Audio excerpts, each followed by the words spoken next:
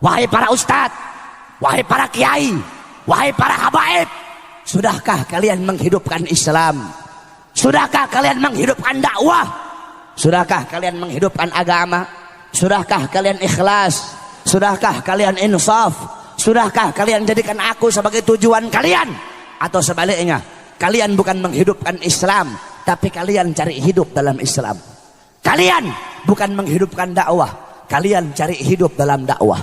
Kalian bukan menghidupkan agama, kalian cari hidup dalam agama. Dakwah, agama, Islam kalian jadikan sebagai untuk memuaskan isi perut kalian. Jokowi, jangan sombong sama pangkat.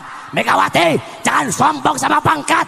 Tito, jangan sombong sama pangkat dan jabatan kamu. Di atas kalian ada Allah. Jokowi di akhirat dipites kayak kutu sama Allah Subhanahu wa taala. Satu persatu oleh Allah, ulama, pejabat, orang tua, semuanya dimintai pertanggungjawaban oleh Allah Subhanahu wa taala. Pertama, Allah bertanya kepada para ulama. Pertama, Allah bertanya kepada para kiai, para ustadz, para habaib, dikumpulkan satu persatu ditanya oleh Allah Subhanahu wa taala. Wahai para ustadz, wahai para kiai, wahai para habaib, sudahkah kalian menghidupkan Islam? Sudahkah kalian menghidupkan dakwah? Sudahkah kalian menghidupkan agama? Sudahkah kalian ikhlas? Sudahkah kalian insaf? Sudahkah kalian jadikan aku sebagai tujuan kalian? Atau sebaliknya, kalian bukan menghidupkan Islam, tapi kalian cari hidup dalam Islam. Kalian bukan menghidupkan dakwah, kalian cari hidup dalam dakwah. Kalian bukan menghidupkan agama, kalian cari hidup dalam agama. Dakwah, agama, Islam kalian jadikan sebagai untuk memuaskan isi perut kalian, untuk memuaskan hawa nafsu syaitan kalian, kata Allah Subhanahu wa taala. Ditunjuk, oh kata Allah, ini nih ustadznya Ahok nih, ini nih kiai yang dulu dukung Ahok nih, ini nih kiai-kiai yang jadi anjing-anjingnya pejabat ini kiai-kiai yang berdiri depan pintu surga, berdiri depan pintu penguasa dengan harapan sebagian daripada harta mereka, sehingga yang halal mereka bilang haram, yang haram engkau bilang halal, yang hak engkau bilang batil, yang batil engkau bilang hak. Kata Allah, kamu kera-kera bersorban, kamu ustadz jahanam, kamu kiai bangsat, kata Allah Subhanahu wa taala. Oh, ini nih kiai ngaku NU tapi bela Ahok nih, kata Allah. NU yang lurus nggak bakal pilih Ahok, saudara-saudara. NU yang lurus tidak bakal bela Ahok. Kalau ada ustadz atau kiai ngaku NU bela Ahok, itu bukan Nahdlatul Ulama, nasi uduk itu, saudara-saudara. Ustadz kiai NU yang lurus, yang bener-bener NU, nggak bakal bela Ahok. Si Nusron Wahid, si monyong satu itu, goblok itu, bawa-bawa Quran, bawa-bawa dalil, pakai wallahu alimun bimuradi, wallahu alimun bimuradi. Goblok, kamu nggak ngerti ayat muhkam, kamu nggak ngerti ayat mutasyabihat. Ada ayat muhkam, ada ayat mutasyabihat. Kalau ayat-ayat mutasyabihat, wallahu alimun bimuradi, kaf ya ain sad, wallahu alimun bimuradi, maksudnya dikembalikan kepada Allah. Kalau ayat-ayat mutasyabihat, para mufassir memakai metode tafwid, tafwid ba'da ta'wil ijmali, yaitu mereka memakai metode tafwid, mereka mengeluarkan maksud zahiriyah daripada ayat tersebut. Allah duduk di arsy, mereka keluarkan, mereka buang makna zahir dan mengembalikan makna yang dimaksud kepada Allah Subhanahu wa taala. Ini Al-Maidah 51 bukan ayat mutasyabihat, ini ayat muhkam, goblok. Katanya santri, katanya ustadz, tapi kok goblok? Kebanyakan makan uang Cina, kebanyakan makan uang pejabat, kebanyakan makan duit haram, otaknya jadi goblok. Saya nggak heran kalau ada orang Cina, orang Kristen bela Ahok, saya nggak heran. Kalau kata santri huwa humahum, nggak heran. Yang saya heran kalau ada orang Islam bela Ahok, itu yang saya heran. Kalau ada orang Islam mati-matian bela Ahok, berarti itu orang lebih bangsat dari Ahok, saudara-saudara. Apalagi ada ustadz, ada kiai pakai sorban bela Ahok, jual dalil. Kalau ada ustadz kiai bela Ahok, itu ustadz itu kiai lebih bajingan dari Ahok, saudara-saudara. Kenapa? Ahok ini musuh nyata. Nah ini kera-kera bersorban ini yang ngebela Ahok, ini musuh-musuh dalam selimut ini, saudara-saudara. Kamu tahu, andaikan saudara-saudara, ini ustadz-ustadz yang bela Ahok nih, andaikan nih Ahok dan sekutunya menang nih, yang bakal diusir, yang bakal diusir, dibunuh duluan ini ustadz-ustadz yang didukung dia. Kenapa?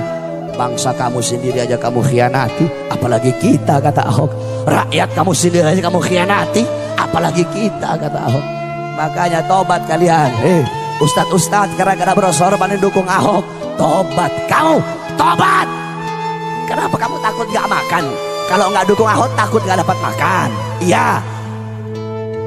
Pakai cium tangan lagi sama pejabat itu ustadz, cium tangan sama Mak Banteng. Tahu Mak Banteng? Tahu? Ibu-ibu tahu? Siapa? Gak usah takut, siapa? Megawati. Apain takut-takut? Gak usah takut-takut. Pejabat-pejabat pusat sekarang itu kebanyakan saking bela mati-matian si Ahok, sampai para ustadz, para kiai, para habaib dikriminalisasi. Habib Rizik mau dimasukkan penjara, para ustadz, para kiai, para habaib mau dibungkam mulutnya masing-masing, diancam, difitnah, dicaci maki. Disangkanya kami para habaib takut kali. Hei pejabat, hei aparat, kami para habaib, kami bukan pecundang, kami bukan penakut, kami tidak akan pernah mundur walaupun satu langkah. Di dalam tubuhnya kami mengalir darah keberanian, dalam tubuh kami mengalir darah-darah pejuang. Kami punya kakek-kakek udah biasa dibunuh, kakek-kakek kami biasa dicaci maki, kakek-kakek kami biasa dipenjara. Kami punya kakek Sayyidina Ali bin Abi Thalib difitnah, dicaci maki di mimbar-mimbar sampai beliau dibunuh. Beliau dibunuh. Kenapa beliau dibunuh? Beliau dibunuh karena beliau dengan lantang menyuarakan kebenaran melawan para pejabat-pejabat yang zalim, saudara-saudara. Kami punya datuk Sayyidina Hasan bin Ali, beliau wafat diracun. Diracun. Kenapa beliau mati diracun? Beliau mati diracun, beliau dibunuh karena beliau dengan lantang menyuarakan kebenaran melawan para pemerintah yang zalim. Kami punya kakek Sayyidina Husain bin Ali, Husain bin Fatimah binti Rasulullah. Beliau wafat dibunuh, dipenggal kepalanya, saudara-saudara. Terpisah kepala dengan jasadnya. Kenapa beliau dibunuh? Beliau dibunuh karena beliau dengan lantang menyuarakan kebenaran melawan para pemerintah yang zalim. Darah-darah beliau mengalir di dalam tubuhnya kami para habaib. Maka kami akan tetap tegak berdiri menantang segala macam kezaliman. Kami tidak akan tunduk. Kami tidak akan tunduk kepada maksiat, tidak akan tunduk kepada mungkarat, tidak akan tunduk kepada dolalat, tidak akan tunduk kepada sayyiat, tidak akan tunduk kepada mukhalafat. Semakin kalian bungkam mulut kami, semakin kalian bungkam mulut kami akan semakin meneriakkan kebenaran, saudara-saudara.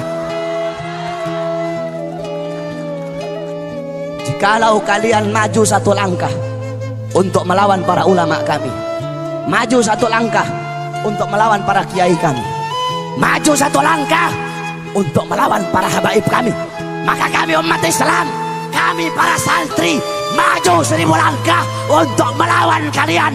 Allahu Akbar.